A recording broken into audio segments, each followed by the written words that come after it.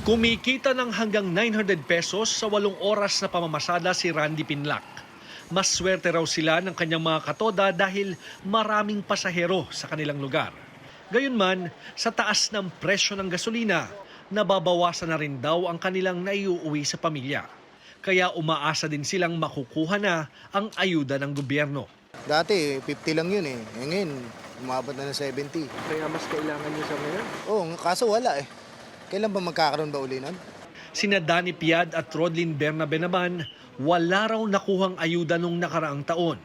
Pero ipinakita nila ang kanilang fleet card na ipinamahagi ng pamahalaang lokal ng Quezon City. 1,000 piso raw ang naging laman nito at nagamit nila sa loob ng 1 linggo. Ganito, yung pinapangkusilan namin, na ano na lang sa pamilya namin. Sana po, mabigyan po kami. Malaking tulong po yung pagka nangyari. Wala pa mang natatanggap, nagulat ang delivery rider na si George Ferrer sa balitang malaki ang ibababa ng fuel subsidy na matatanggap nila ngayon kumpara noong nakarang taon. Dapat 4-5 na lang uli. Parang lugi naman kami. Ang laki ng tinaas ng gas, 4-5, 1-2 lang.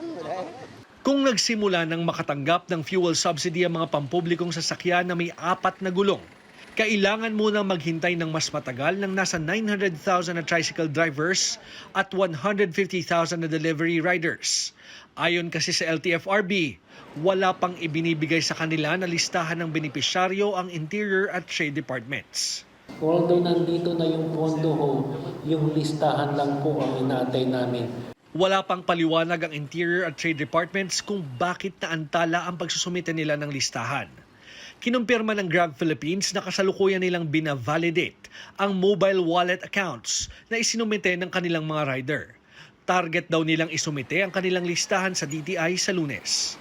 Ayon naman sa pamahalaang lokal ng Quezon City, sa halos 27,000 na mga pangalang isinumite nila sa DILG noong nakaraang taon, nasa halos 8,000 lang ang nakatanggap ng ayuda at higit 1,500 naman ang na-reject dahil sa problema sa mobile wallet accounts.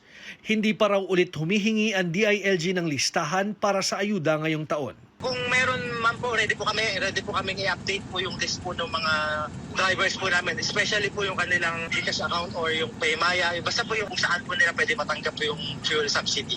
Samantala, ayon kay Quezon City Mayor Joy Belmonte, makakatanggap ulit ng fuel subsidy mula sa pamahalaang lokal ang higit 20,000 rehistradong tricycle operators sa lungsod sa Nobyembre.